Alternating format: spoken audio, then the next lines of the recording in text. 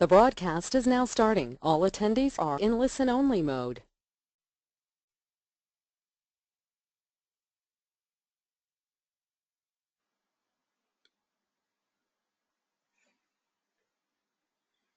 All right, well, good evening, everyone. I see people are streaming on here nicely. We've got a nice large group here tonight, all registered, so that's good to see.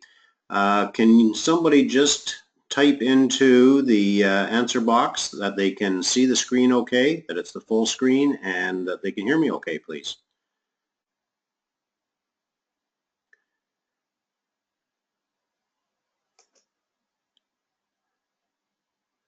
Bob says okay, perfect. Now, I'm just going to play around with this a little bit here.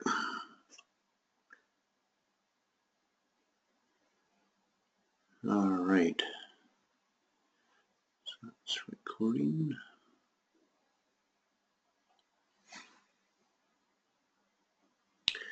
So we'll just wait another minute here before we get going. All right, so we've got Bob, Elliot, Janice, Jennifer, Paul again, Scott Jones, Terry, Yusuf. Welcome everyone so far and still coming in, that's good.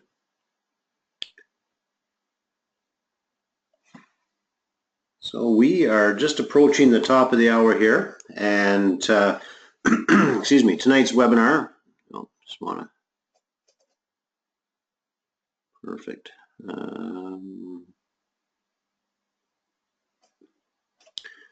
Sorry, I'm trying to get my question box a bit larger. I'm not, there we go, that's better. So please do feel free to ask questions during the presentation. I may or may not answer them. I'm not trying to ignore you. I may not notice them as I'm going on rants and tangents and whatnot, but if I don't answer it during the presentation, I will definitely come back to it at the end. We will have time at the end to answer as many questions as you have. So let's get started here tonight. And so tonight's is a bonus live training web class. It was part of the promo for the last round of presentations that I did with respect to recruiting new students into the program. So as part of that bonus, we had a class last week. We've got one tonight about dealing with vendor takebacks or using no banks for the financing. And next week, I'll be going through a real deal with one of the students' real deals. So let's get started here tonight. What we're going to look at tonight is looking at a student deal using other people's money, a vendor take-back. We're also going to look at another scenario. It's sort of been interesting because I was going to focus specifically on one other student's situation, but since, well, just today, two other situations have arose that I will probably talk about as well. So, or arisen. So we'll get to those. But before we get going into the vendor take-back, it's important for you to know and understand all the different types of financing that are out there. It doesn't amaze me, but it's still, there is I take things for granted. I'm in the business, I'm in the industry all the time, so I see what's going on and I just make a lot of assumptions. For newbies getting in there, it is a very confusing environment. And even for myself, financing can be very confusing simply because they keep changing the rules all the time. And no two deals have ever been the same. So I can teach all kinds of lessons, and I'll never be able to cover 100% of every different scenario simply because they just keep changing all the time.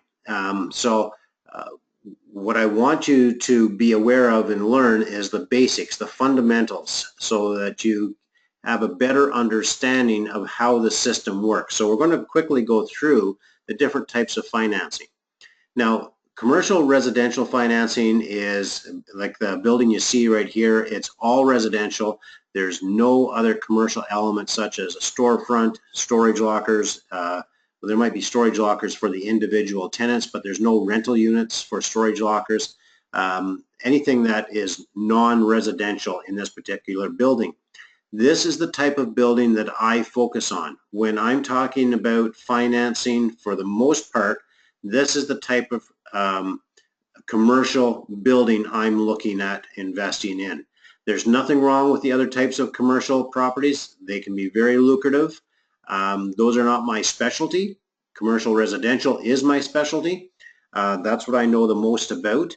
And that's what I focus on primarily during my teachings as well. And this is where you can get up to the 85% loan-to-value financing if you use insured financing such as CMHC.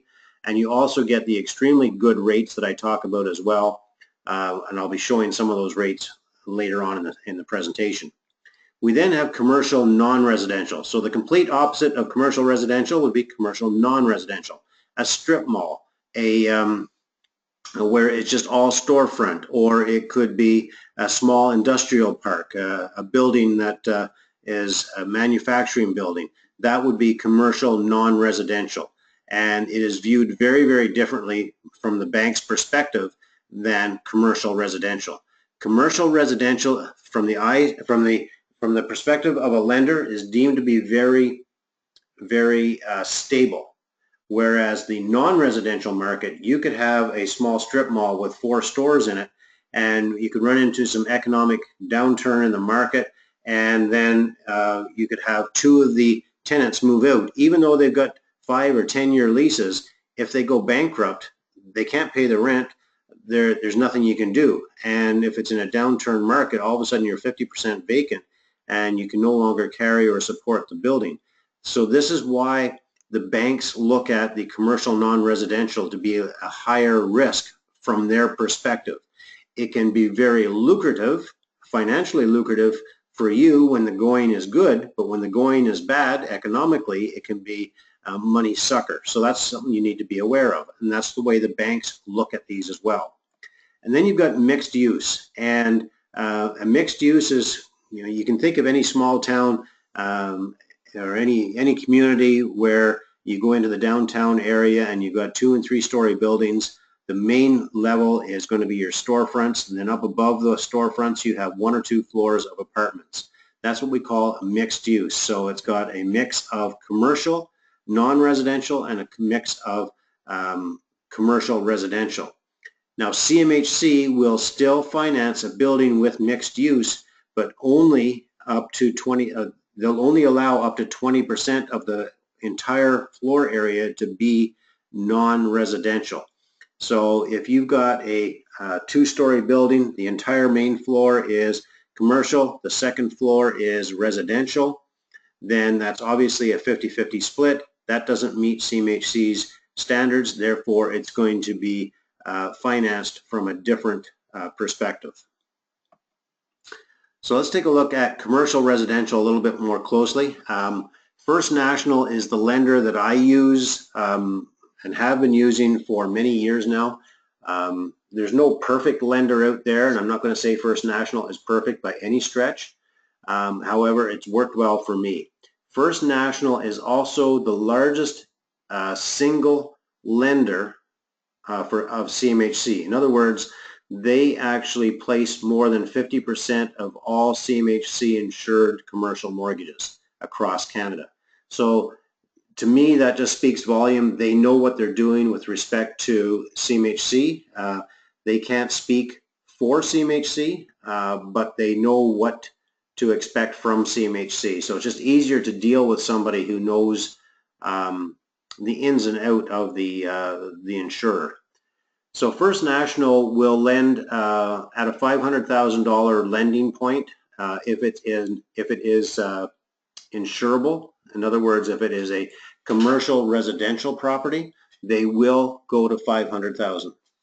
If it is a mixed use, then again, it depends on the percentage of mixed use. If it's above 20%, then they will not be able to do CMHC.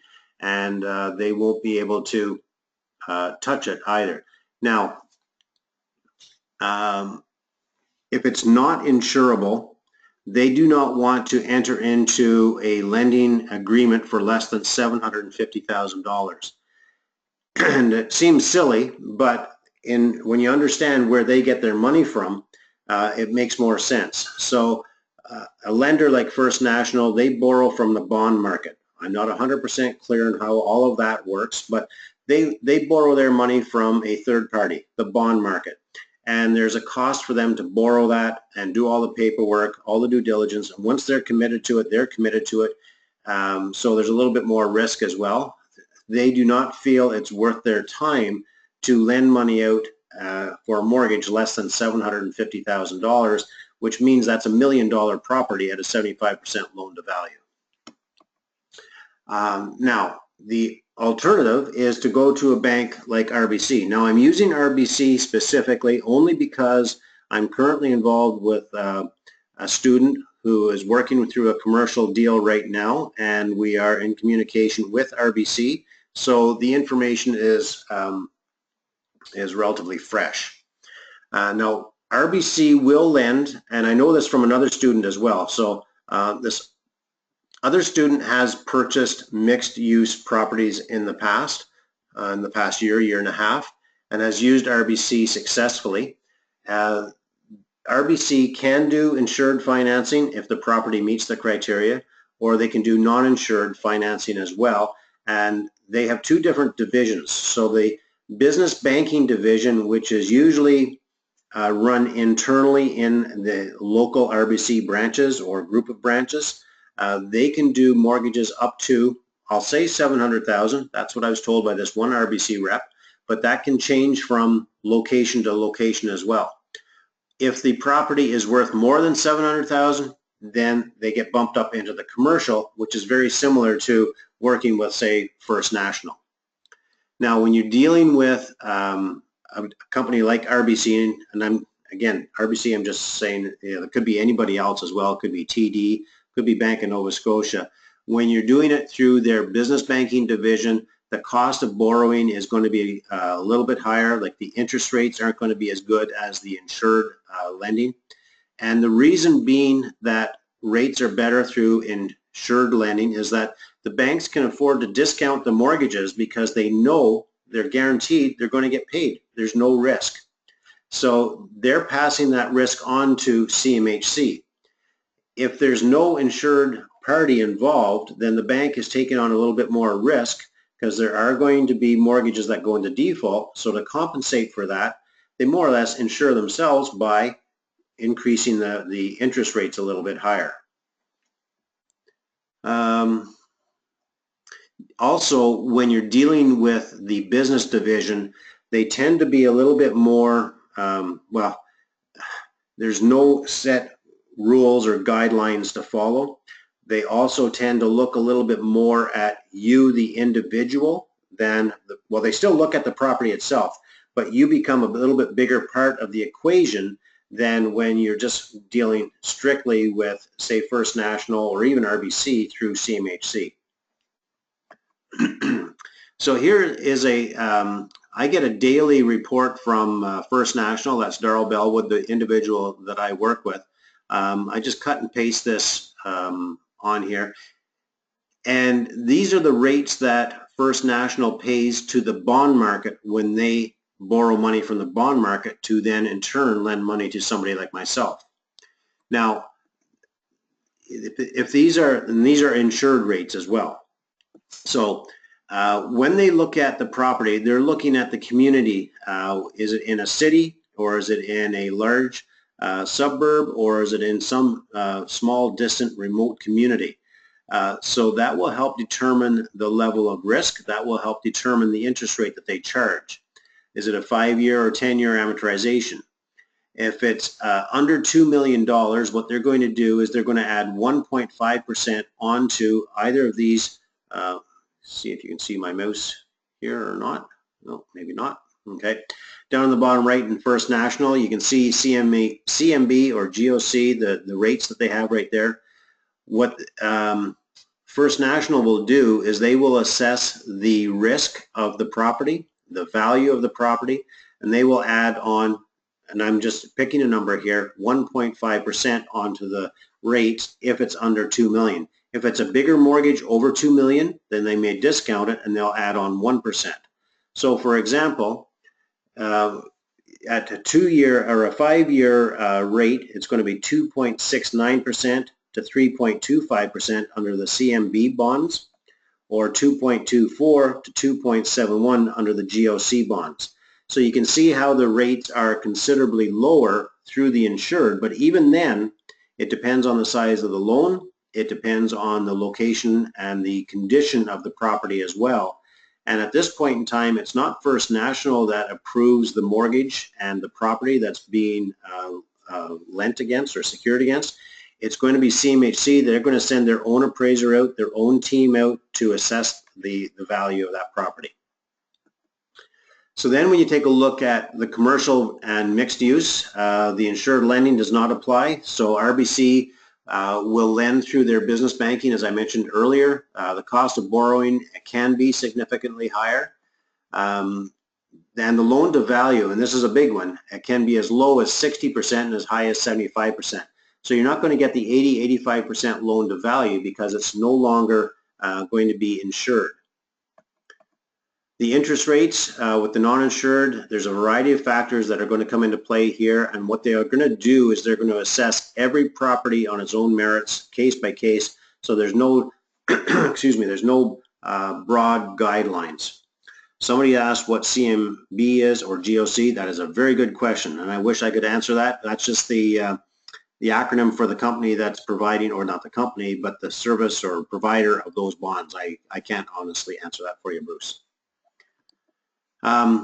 So the interest rates, if it's mixed use, current deal we're looking at right now, it's a 50-50, meaning that 50% of the floor area is commercial space with 2 storefronts, and then there's apartments upstairs. RBC has quoted 4.75%. Now, the gentleman that's looking at this, I know, is on the call tonight, and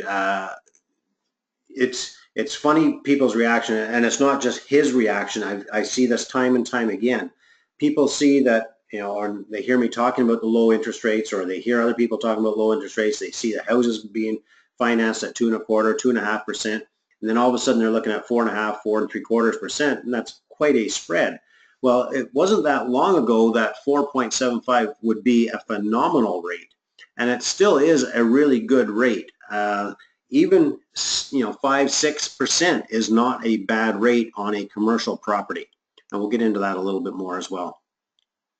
Now, the non-residential, the rates could range anywhere from 4 to 8%. It depends on the age of the property, the use of the property, the location of the property. There's a lot of different things that need to be taken into consideration when looking at this. If you are investing in small rural communities, then it might be worth your while also to talk to the local trust companies that, or farm credit unions, etc. They tend to work well with a lot of the local investors for these types of properties, because they first of all, it's owned and operated by the community, for the community, so they understand the value of keeping these properties going. So they're there to support. However, you're not going to get the insured lending rates there either, but sometimes it's not about, well, often it's not about the interest rates. It's more about just the availability and the ability of being able to borrow the money.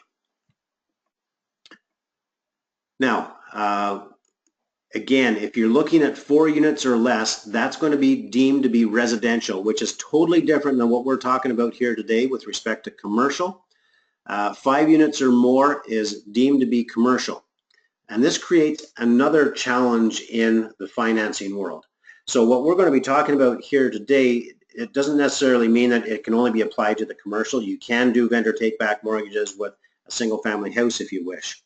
But what I'm pointing out here in this particular slide is some of the challenges, not just this slide, but in the previous slides, the challenges that we face when it comes to financing these properties or being able to qualify for financing. So this is a big one. When you've got 5 units or more, it's deemed to be commercial. Now the price point for buying properties is anywhere between 60 and 120,000. It depends where you're buying them, the location, the condition, etc. So at $60,000 per door, a sixplex, you're looking at a $360,000 price point and up. Now the challenge here is that you're too big for the residential mortgages. So even if you've got a fantastic job and you can qualify for the mortgage, you can't get a mortgage because it's not a residential mortgage. And you're too small for the commercial lenders. So First National, for example, doesn't want to touch it because you're under the $500,000 to $750,000 range that they are trying to stay away from. They want the big deals. Bruce has lost sound. Can everybody else still hear me okay? Just do a sound check here. People hear me? Nope, I'm back. Yep, works well here. Okay. Well, I'm going to keep going then. I think it might be on your end then, Bruce. Okay. So the challenge here is that you're too big for the residential and too small for the big mortgage lenders. Therefore, what do? There are lenders out there like RBC, for example, and there are other lenders like RBC. They'll deal with you in not the commercial division though, but they'll deal with you in the business division. And again, you're going to pay higher interest rates. You're going to have to qualify for different things. And again, there's a student on the call here tonight who's had great success with RBC, as a matter of fact, doing the mortgages in this price point. It's just that it's not necessarily easy and it's not conventional. Therefore, anything that's not conventional and becomes a challenge opens up the door for opportunity to become creative. So that's where I'm going with all of this. So I'm trying to point out some of the challenges so that you understand if and when's a good time to ask for a vendor take-back, as an example. So let's jump into a student success story here. Here's a student of mine, a good friend, Larry Fisher. And Larry's first property actually was his own single-family house with a suited basement in it. But outside of that, his first purchase happened just this past September, took possession this past September. So over the course of the summer, looked for the property, found the property. It's a small mixed commercial property. You can see a nice picture of it there. It's in really good condition, great location, and there's 4 residential units and 2 commercial units. So we estimate that the percentage of floor area for the commercial space is approximately 40%. Doesn't really matter because it's definitely above 20%. Therefore, there's no chance of it qualifying for any form of CMHC financing. Now, the asking price was $350,000. Now, we felt that this property was priced fairly based upon the cash flow that it was generating. Again, the challenge, though, is going to be the potential for financing. It's not impossible, but we knew that that was going to be our challenge, and I think also that the seller knew that it was going to be a challenge as well. Now, there's a rule out there, an unwritten rule. The easier you make it for somebody to buy, the more you can ask for that property. Or the easier you can make it to buy the property, the better the deal you can potentially get as well. So it's all about relationship, making it easier for the other person. So either the seller and or the listing agent understood this concept, and they mentioned early on, actually I think it was even in the listing, that seller-held financing was an option. They didn't give any details, they didn't highlight it or anything like that, but what that is saying to me as an experienced investor and realtor is that they understand there are challenges, potential challenges in getting financing for this property. Therefore, they're going to try and make it as easy as possible for a buyer to buy it. Therefore, it should sell quicker and more easily as well. So what we discovered is that the seller did not need cash for other investments. The property was actually free and clear, and this is extremely important to know because if, for example, you're buying a $300,000 or let's say a $400,000 property, and there is a $320,000 mortgage registered against it, then the chances of you getting a vendor take back of 80% loan to value is slim to none, because there's no equity there to lend back to you. So you have to understand the equity position on the seller side to see what options there are available. So in this particular case, we knew that there was no existing mortgage on the property. It was actually second generation ownership. The owner was just looking to retire. It was the only property he had. So he was very interested in holding a vendor take back because it's going to provide him with a steady monthly income as well. Now, the conventional financing, we would have been lucky to get 70%, more likely 65%, but we were able to negotiate. Once we were able to negotiate an acceptable purchase price, we then negotiated the vendor take-back mortgage at 80% of the purchase price. Now, we negotiated it at 4% interest. And we didn't even negotiate hard for that because we recognized that 4% was a good interest rate.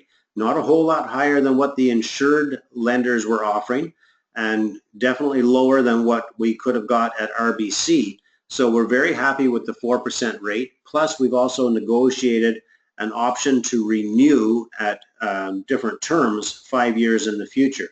So 5 years in the future, when that mortgage comes up for renewal, we can decide whether we want to negotiate with the original seller and see if we can get as good or better deal moving forward. Or at that point in time, the value of the property should have gone up through strict appreciation. The value of the property is going to go up. Actually, the value of this particular property is going to go up about $50,000 this month because of the new rents that he was able to negotiate. Larry's negotiating new rents for one of the commercial units, which increases the value of the property.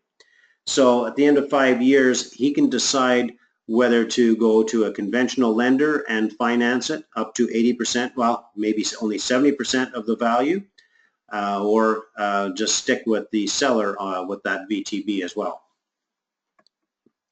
So how can you create a similar deal? Well, again, you need to identify the financing challenges if there are any.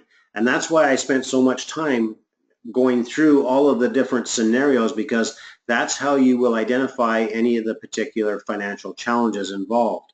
Now, I mentioned that I'm dealing with a client right now who's on the call here, and we were sitting in the agent's office this morning, and one of the questions I asked was, would the seller entertain a vendor take-back? Because part of the challenge or concern is that we may only be able to get 65 or 70% loan to value, and my client only has X number of dollars. He doesn't have 35%. It's a stretch to come up with the 30%. But if the seller is willing to do a 10% vendor take back, a small second mortgage, all of a sudden it becomes much more feasible for my client to be able to buy that particular property.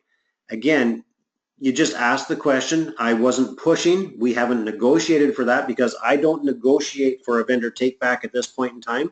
I wait until we find out what the financing challenges are going to be with respect to the lender. And once I have that, then I will go back and negotiate with the seller for a vendor take back. I'll get into that a little bit further here. All right, so the next thing you need to identify is the property free and clear, or what is the existing debt on that property? Now, your realtor can find out some history on the property. They can't easily find out what the mortgage balance is on the property.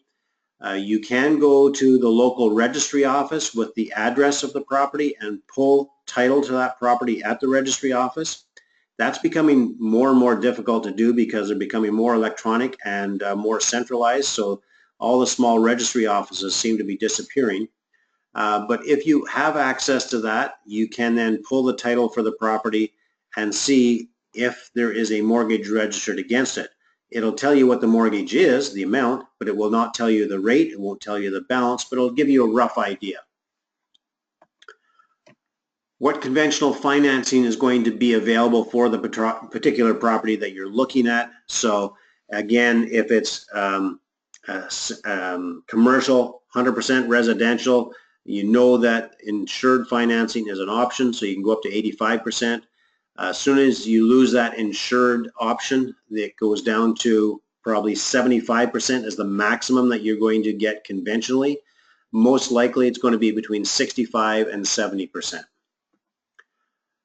Always negotiate the acceptable purchase price first.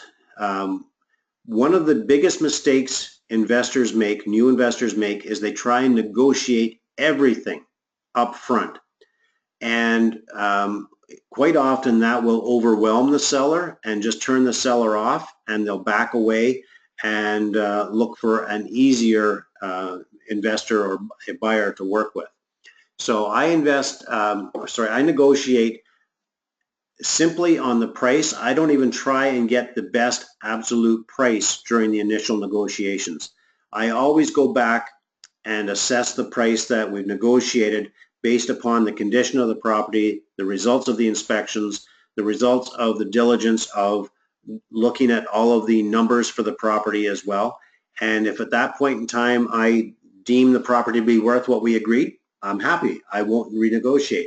But if I feel that the information doesn't support the price that we've agreed upon, then I'll go back and renegotiate a better purchase price. During the financing process, if I know that I'm going to be going for a vendor take back, about a third to maybe a halfway through the financing process, I will then approach the seller and say, Mr. or Mrs. Seller, we're having a real challenge getting the financing on this particular property. As you know, and I would explain the situation, the unit mix, the commercial aspect of it. We can only get 65% loan to value. We need to get 75%. Will you do a vendor take back mortgage for the difference? If they say no, well, that's when you do the takeaway and you say, well, I guess we're going to have to let this deal go, but you still have it under contract. If they say no, and you threaten to take it away, in their mind it's been sold. They've probably spent that money 10 times over somewhere else and gone on vacations or whatever. So now it's a huge emotional letdown. So what you have to do is you have to educate them about the pros and cons of a vendor take-back. A lot of people are just intimidated about vendor take-backs, or they're ignorant about them. They don't understand the pros and cons. So that's part of your role, is to educate the seller through the other agent as well. So also, if they are adamant and they say no, well, that doesn't mean that you can't get secondary financing from another source. It doesn't have to be a vendor take back. It can be an RSP mortgage. It could be a line of credit from Joe Blow, a buddy, whatever the case may be. It gives you time to look elsewhere as well. All right, so negotiate the acceptable terms, including the vendor take back for 80% of the purchase price, or negotiate a second mortgage vendor take back behind the conventional. So in these unique properties, and again, it depends on the situation, because again, every deal is different, and you have to understand that every time you try this, it's not going to work. I don't know what the percentages are, but I mean, I'm working with a student right now where a VTB was not on the table, and we negotiated some pretty interesting price reductions already. Then all of a sudden they came back, because they're extremely motivated to get this deal finished. They came back with a vendor take back, an indirect vendor take back, where they would loan the money for the vendor take back, they would loan the money for the down payment in a sort of vendor take back, but it would be registered against another property, somebody else's property. So the bank wouldn't know that it's a 100% finance, basically. So you got to be careful of that, but I mean, there's nothing wrong with that. You just have to be aware of how to structure it properly to stay on the right side of the rules and regulations as well. So there's many different ways of structuring these things and looking at them. So it sort of leads me to the next one here, where the size of the down payment is too large. So, what can you do? Well, you can ask the seller for a vendor take back in the form of a second mortgage, or ask the seller for a vendor take back against a separate property, or you can place a line of credit or RSP mortgage against another property as well. It depends on the lender. So I think that's what this is. Yeah, because it depends on the lender in first place whether they will allow a second mortgage or not. Now, for most commercial lenders, given the fact that they're only doing 60 to 75% loan to value, they are more apt to allow you to place a second mortgage of 10 to 15% behind them, because they are very well protected in that lower loan to value range. They will still want to make sure that the building, the property, can support that second mortgage through the cash flow. So they may have a condition that, yes, we will allow it, providing you show us that the cash flow can support it. So that's one option. The lenders, I won't say they want to know, they have to know where the down payment is coming from. FinTrack is a document that you need to sign. Now, I'm not sure what happens when you do a deal privately without real estate agents. I haven't done one privately. Given that I am a realtor, I have to do it all the time regardless. So I'm not 100% sure if you go directly to the seller, if you can avoid filling out the FinTrack, which is basically a 3 or 4 page document that explains where the money is coming from. It also explains who the person is that's providing the money, and it's a risk assessment to make sure that it's not laundering money for some ISIS or something of that nature. So it's a huge concern right now. We legally have to complete all of these documents in order to be compliant. It's a bit of a pain, but we have to show where the money's coming from. And the banks want to see that the money has been sitting in your account for at least 3 months prior to closing, to be sure that it's your money and it's not just money that's flowing through you from some biker gang or something like that. So it needs to be in your account for 3 months. So what you need to do is educate the seller about the tax benefits of a VTB, as well as the difficulty to finance that property, because a lot of times you'll find that for many people, the property we're looking at today, actually, it sounds like it's an older couple. Well, I know it's an older couple. Well, in their mid-60s isn't old anymore, I guess, but I have to be careful. But they're in their mid-60s. They've owned the property for 12, 13 years. They've done very little with respect to being compliant with a lot of rules and regulations, especially with the fire safety. It's not a major issue, but the point is, it's their mindset that they are very oblivious to the challenges that many people face when it comes to buying this particular property.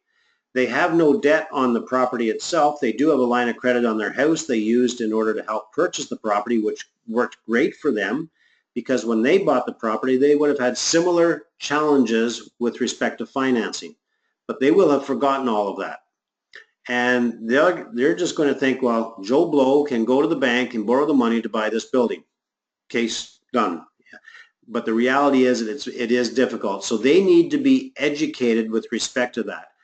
And in our case, we've got a good, I believe we have a good real estate agent representing the seller who understands that, and we can communicate with to express the difficulty. However, now is not the time, because we just got this property under contract. Now is not the time to raise that concern or issue. Maybe next week, once we get a better feel for what the banks are willing to do, we get a better feel for the numbers on the property, what are the real numbers, what's the real cash flow, what can it support, etc. At that point in time is when we will go back to the agent and say, in order to make this deal work, we need to have a vendor take back at these rates, under these terms, these conditions.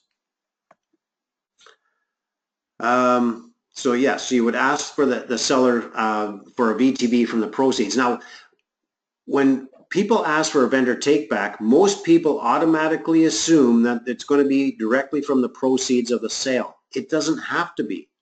So if there aren't enough proceeds from the sale, don't let that prevent you from asking, because maybe the individual has $600,000 in RSPs as well, or they've got access to a line of credit on another property. If they've got access to money elsewhere, they can lend the money from those proceeds just the same as they can lend the money from the proceeds of the actual sale itself. And because it's not going to be their property at the time that they sell that property to you, it's no longer theirs, therefore they can use their RSPs in the form of a second mortgage or even a first mortgage.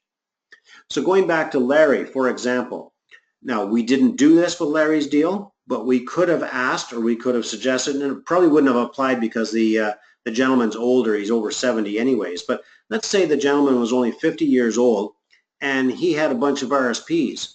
It might have been more beneficial for him to lend Larry, instead of 80% loan to value from the proceeds of the sale, it might have been better for him to lend Larry the same 80% but from his RSPs. So the money is growing tax-free inside his RSPs.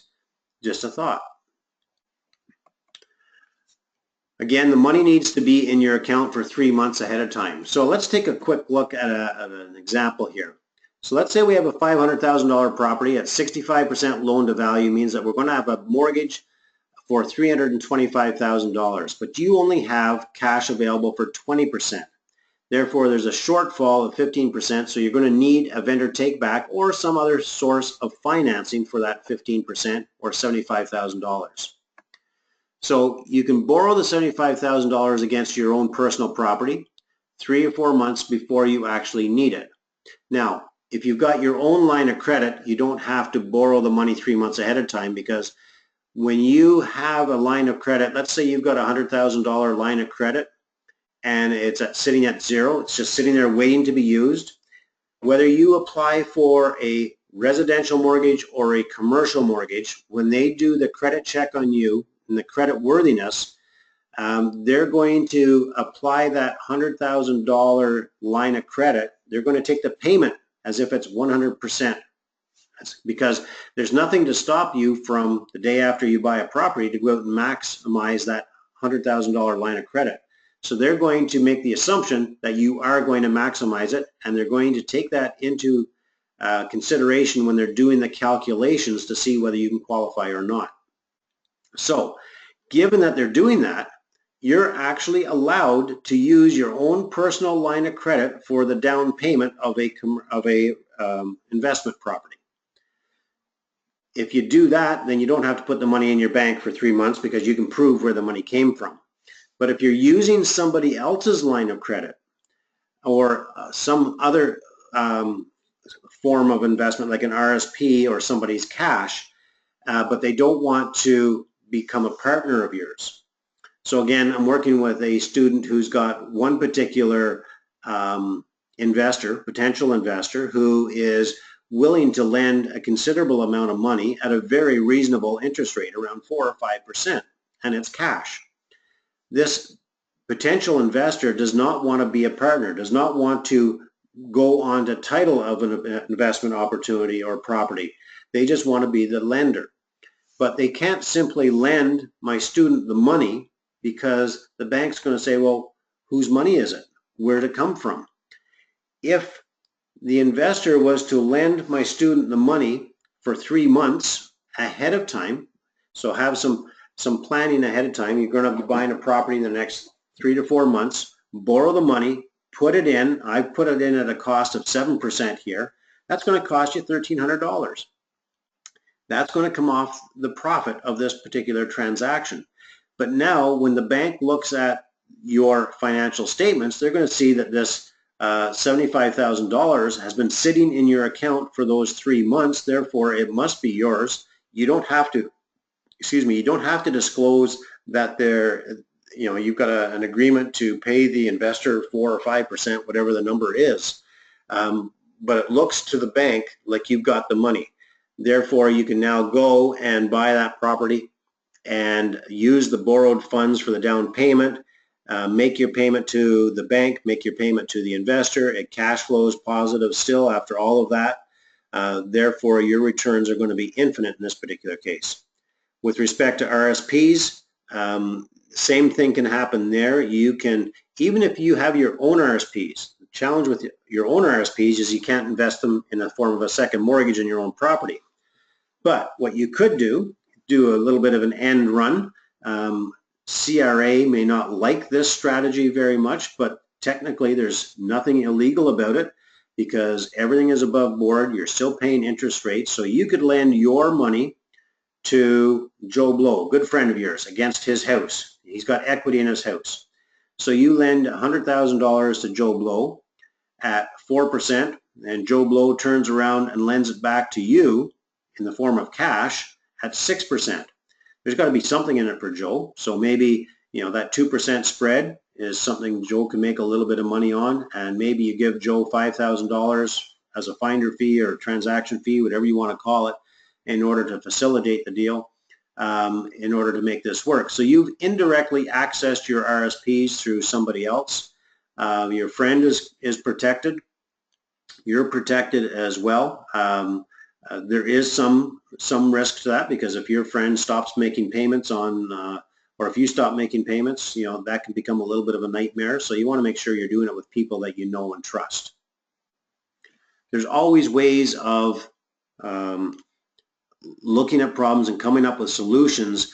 The challenge is, more often than not, you need to be proactive rather than reactive. For many people, they get into the transaction, then they try and solve the problem, and they're under a time constraint. So it's better to be aware of what the potential problems are, try and get your game plan in place, your strategies ahead of time, and be prepared then so that you don't run into these challenges. Rates and terms, so you've probably heard me say very often that terms can be more important than rates. If you haven't heard me say that in the past, I've just said it now. And again, this is not frustrating, but it's people just don't get it, that it's the availability of money is much more important than the rate that you pay for the money. So for example, when I bought my apartment building, where I bought it for $225,000, and then I borrowed an additional $350,000 during the course of a year to do all the rehabbing and fixing up of the property. I was paying 12% interest for almost 14 months in order to make that project work. That property did not cash flow positive for those 14 months. It cost me money. The cost of holding all of that expensive money was just part of the cost of doing the rehab. Again, so going back to the property that we're currently looking at, and RBC is looking at financing, I think it's at, I forget now, 4.75% interest. Compared to 2.5, 2.7, yeah, it's more expensive. But if that property doesn't cash flow at 5 or 4.75, then maybe it's not a property we should be looking at. Because what happens when the interest rates do go up 1% or 2%? You need to make sure that it's still going to cash flow when the rates do go up. So just something to be aware of. It's having access to the cash. When a significant line of credit is offered to me, I don't turn it down, because, I mean, for example, right now, I've got myself not into a serious pickle, but I'm tapped out with my money. I've lent my money out to a variety of different individuals, and it's all spread out, and I could use some of that money right now, and I don't have access to any more free money. I don't like that. That's not comfortable. That's not the situation I'm used to being in. So I'm going to get that rectified by the end of the month. But the point is, it's more important to have the availability of money than the good rates. Just be aware of that. If it has strong cash flow, then pay the price. And when I mean by paying the price, that could include the higher interest rates, but it's also going to potentially include finder's fees. So if somebody introduces you to a lender, that's worth money to you, and you want that individual to find more money for you. Therefore, you reward them. Same thing with the lender. This is more with the I was going to say private money, but not necessarily private money, because even with RBC and the big five banks and whatnot, when they're doing commercial, they will charge you a fee as well.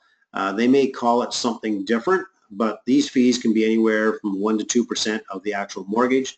And then if there's a broker involved, the only way that the broker gets paid is if you pay them. And it's going to be based upon the mortgage that they create for you. When a mortgage broker creates a mortgage for you for a residential mortgage, the lender, the bank, will pay the fees to the broker to put that deal together. In this particular case, the lenders do not pay the mortgage brokers. Therefore, that falls onto the shoulders of the borrower, you, and those fees can be anywhere from 1% to 3% as well. So actually, I today just received these, this was in the form of an email, and it's as a result of the property that I'm looking at with one of my students. And there was also a third option, but I didn't put that on here. It didn't apply. This is from a mortgage broker. Don't know who the lender is, but the lender could be an insurance company, it could be a credit union, it could be a bank. I don't know. The loan to value from his perspective, for this particular property, the loan to value is 65%. The rate is going to be approximately 4.1%. The term can be 1 to 5 years. The amortization is only going to be 20 years though, which means that that will make the monthly mortgage payment higher than if it was amortized over 25 years. The lender's fee, the money that the lender is going to charge to put this transaction together, is 1%. The broker fee is always negotiated. It has to be disclosed up front, but it's anywhere from 1% to 3%. Option number 2 is similar below.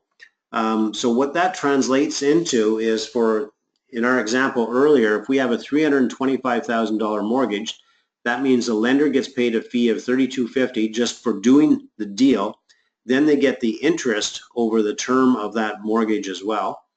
The mortgage broker, for putting the deal together, gets paid $9,700, so your total borrowing fees are $13,000 in order to access $325,000. The reality is that's the cost of doing business. You just have to accept that and work that into your cost of doing business. All right, so let's quickly take a look at some pros and cons of the vendor take-back from the seller's perspective, and I'm not touching on all of them. But from a seller's perspective, if they offer a vendor take-back, they can potentially ask for more for the property because, again, they're making it easier for you to buy it. Therefore, it's worth more. They also have the opportunity to charge interest, which is going to be more profit for them over the life of the mortgage. Tax benefits can be a huge one for them. It depends on their capital expense. So when they actually report the profits from the sale of that property, any capital gain has to be taxed in the year that it's received. If the capital gain can be spread out through the form of a vendor take-back mortgage, then they can spread those payments to the government out over 5 years, which could potentially reduce their tax payment. It's also, from a seller's perspective, it's a safe, secure investment because it's their particular property that is being secured with that mortgage. The cons, they're not going to receive all of their dollars up front, which may or may not be an issue. There's the potential risk of having to take the property back if you, the buyer, fail to make your payments and they have to foreclose on you, and that's not something they want to do. And this is a big one that for many sellers, it's beyond their context. You know, they believe that it's risky and too much work. They don't want to be bothered with it. So again, you, the buyer, if you're interested in doing this, you need to know the pros and cons and understand it inside and out to be able to educate the agents and or the seller themselves. From a buyer's perspective, the nice thing about this is that you may require less money. So instead of doing 70%, you might be able to get a vendor take back for combined up to 80-85%. You may not need to qualify with the banks. You can potentially buy more properties because you're having to use less of your money, and you're able to negotiate the terms. So going back to Larry's deal, for example, it was about 2 weeks prior to closing, we were talking, And he just casually asked me, when are they going to ask for my credit check, or when are they going to do any background checks on me? And I said, they didn't ask for any, they don't get any. And that's not unusual. I gave out a mortgage on a property that I sold a couple of years ago. I knew better, and there was 2 partners involved in the buying side. I asked for full disclosure of their financials as well as credit reports because I wanted to make sure that I was going to be paid on a monthly basis. But more often than not, the sellers will not even ask for, and if they do, it's very limited what they ask for with respect to qualifying. The cons of doing this is there's the opportunity, the potential that you could potentially overpay for a property, simply because they're offering a vendor take back, making it easier for you to buy the property, then there might be the tendency for you to pay more than what it's actually worth. So you got to be careful of that. It's also going to potentially reduce your cash flow with higher interest rates or the fact that there's a second mortgage.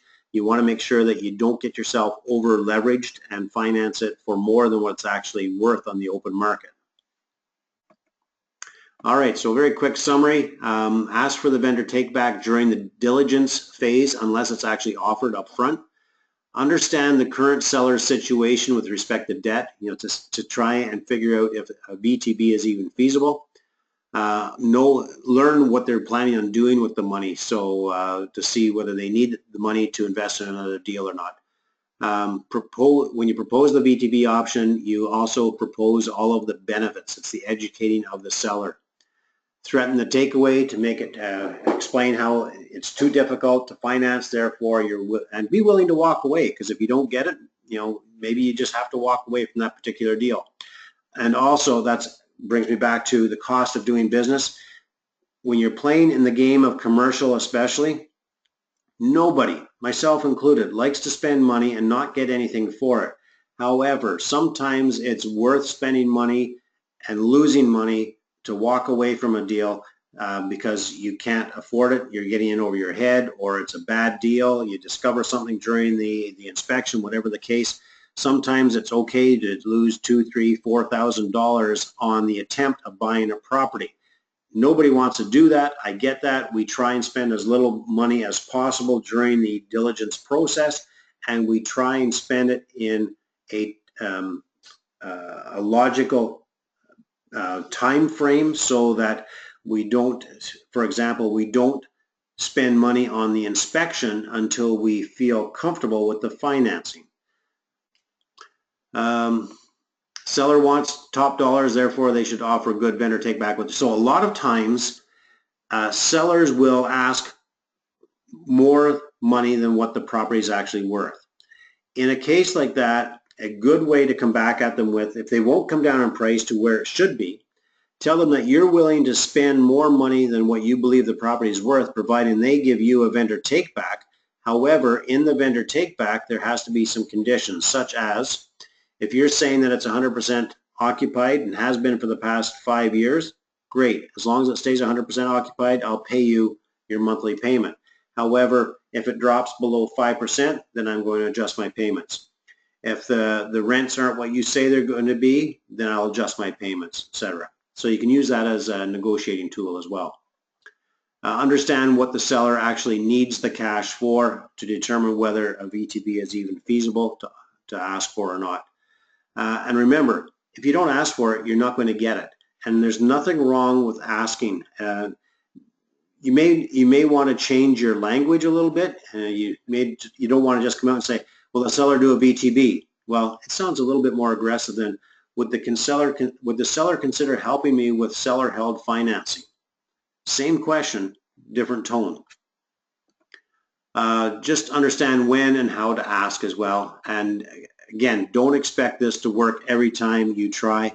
I'm going to suggest that it's probably, of the times that I've tried it, both for myself and with students, probably only 15–20% of the times it actually comes to fruition and actually works. But when it works, it's nice, it's beneficial. All right, so that's it for tonight. I'm going to open it up to Q&A. Oh, it's almost 10 o'clock. longer than I thought. All right, so we've got some questions here. Let me get my mouse. Bear with me. All right, so Bob says, when CMHC is evaluating a commercial residential property, do they use cap rate and NOI to determine economic value of the property? Who determines what the cap rate will be used? Yes, they do use the cap rate of that local area. So for example, I just had one of my properties evaluated, not by CMHC, but by a professional appraisal company. And they keep track of all of the sales in their jurisdiction, the area that they work in. So they know what the cap rates are. CMHC does the same thing. They've got a massive database of information to draw upon. So they will know what the cap rates are for the different areas. CMHC will also reach out to local appraisal companies to get an idea of what the cap rates are, to get a handle on things as well.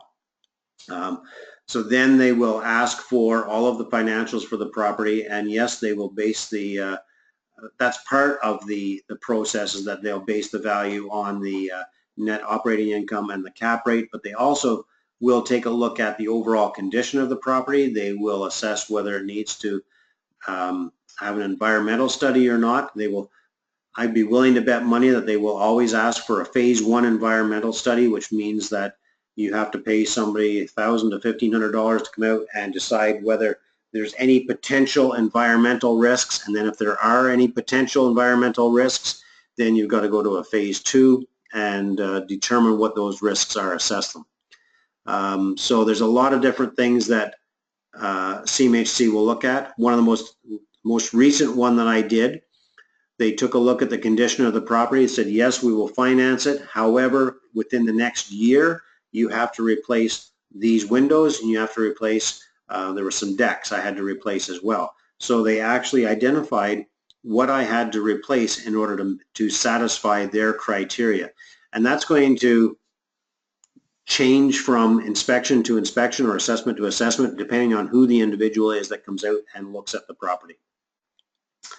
Okay, Janice has a question. Is financing to purchase land for a residential commercial development handled the same as for a single residential situation? I can't say 100%. So I've only looked into this twice, but I never actually completed the transaction because the deal just didn't make sense. Both times, sorry, I'm just trying to think back here. Both times they would take into consideration the financing, and I think they would finance up to 75% of the value of the land and the construction, but they would only release money, like a construction loan, they would only release money in increments as the work was being done. With the land, they would release the 75% immediately because it was existing and there. What they really would like me to do, wanted me to do, was buy the land outright, and then they would do 75% of the rest of the transaction. So there's no easy answer to that question, Janice, I'm afraid. It's something that you need to talk to different lenders about, because they have different policies of how they handle it as well. All right, see if there's any other questions here. Oh. How much time would you typically allow to complete due diligence and arrange financing for, say, a 10-plus apartment? Okay, great question. It depends whether you're doing insured financing or conventional financing. So we just structured this deal because I knew it wasn't going to be insured financing. I gave 15 banking days, which is 3 weeks. The lender is saying that I should have given 20 banking days. So I will go back and ask for more time, just not yet. If it was insured financing, you would want a minimum of 6 weeks, because especially if it's CMHC, because you're now dealing with a government agency and we know how efficient all government agencies are and how quickly they move. So it just takes more time for them to do the entire process as well. So anywhere between, I'll say, 4 and 6 weeks is what you should be looking at. I would ask for 6 weeks, and if they come back, again, the challenge here is that quite often, especially on the smaller apartment buildings where you've got older ownership, long-term ownership, they don't understand the financing side of things. They get frustrated because they see that houses get financed in a week to 2 weeks at the most. Why can't this get financed as quickly as well? It just doesn't work that way. So therefore, there's some education to come into play here, especially if the listing agent is unaware of that as well. So definitely 4 weeks on the low side. Well, 3 weeks on the low side. 4 weeks is probably better to 6 weeks. If you ask for 6 and they knock it down to 2 or 3, then you bump it back up to 4 or 5 and just fight your case for it.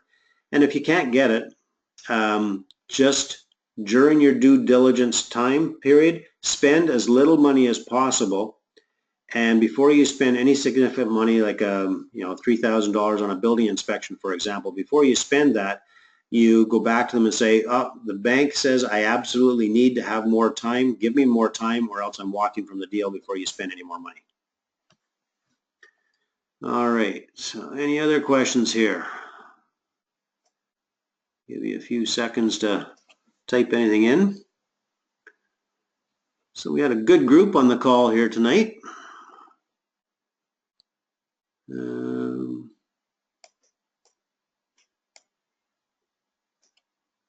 I'm just scrolling all the way back through here to make sure I haven't missed any questions.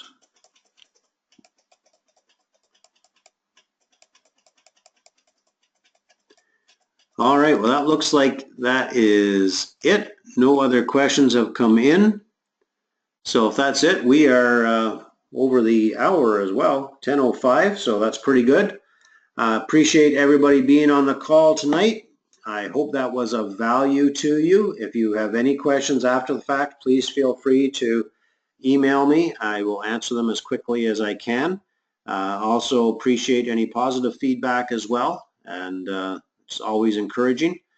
And I guess that's it. So have yourselves a great night, and we'll see you next Wednesday. Take care now.